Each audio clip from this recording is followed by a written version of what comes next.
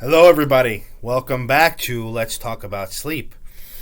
So, what I wanted to talk about today was an interesting concept that we use for treatment for insomnia called sleep restriction. Okay, and I know it sounds like a misnomer, but I'm going to explain what it is. Before we get into that, though, if you enjoy this video, please click like, please share it with your friends and family, and please subscribe to my channel. Also, my book, Let's Talk About Sleep, available hardcover and softcover and Kindle on Amazon, which the link will always be below. That being said, let's talk about sleep and sleep restriction. So the best way to describe what sleep restriction is, and by the way, this is a component of what's called cognitive behavioral therapy for insomnia, CBT-I. Okay, it's a conglomeration of techniques that are used, especially by psychologists, to help people to improve their insomnia. Okay, so sleep restriction is probably the strongest technique amongst them. Very difficult to do, and definitely needs a doctor's supervision. Because if somebody, let's say, is bipolar or some other psychiatric conditions, doing sleep restriction can actually flip them into a manic episode, so got to be very careful. Which actually brings me to another point, which is these videos are for educational purposes. If they inspire you to go after, a certain treatment or so, always talk to your doctor, okay, or your provider, okay, about it before you do anything. That being said, the best way to talk about sleep restriction is by using an extreme example.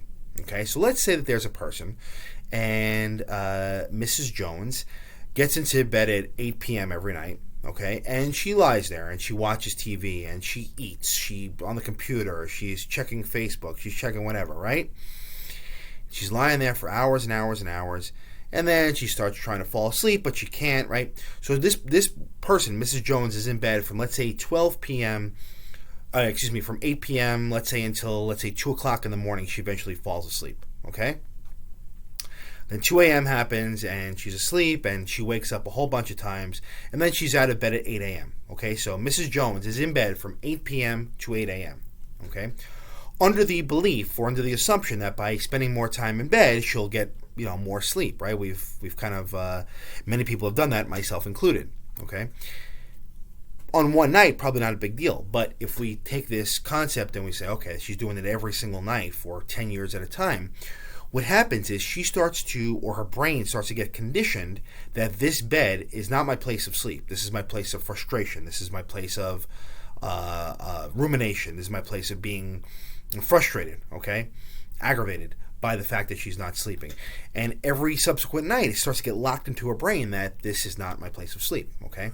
We're not much more advanced compared to Pavlov's dog. If you guys know what Pavlov's dogs, I should say, if you know what that is. He was a researcher, and he did these experiments where you probably have heard about.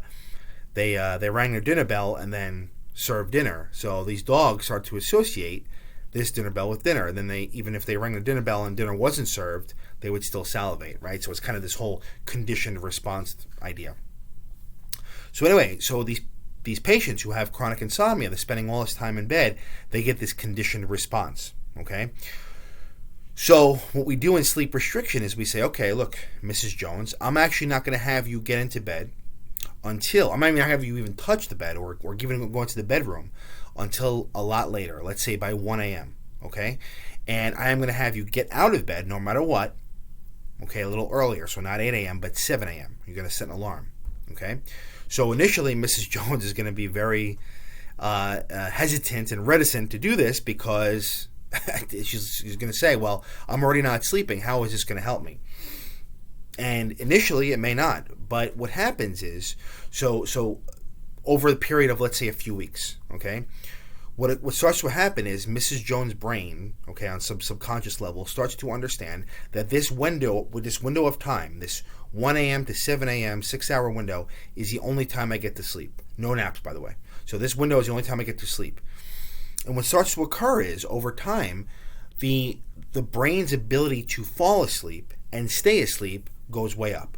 Okay, and what we like to see is, let's say somebody does this, and with or without medication, whatever, they start to sleep, let's say 85 to 90% of that window, that 6-hour window, then we start opening up the window. Okay, so instead of maybe 6 hours of time, we get 6:15 or 6:30. Okay, and the idea is you keep doing that until eventually the person is filling that entire window, whether it be 7 hours or whatever, mostly with sleep.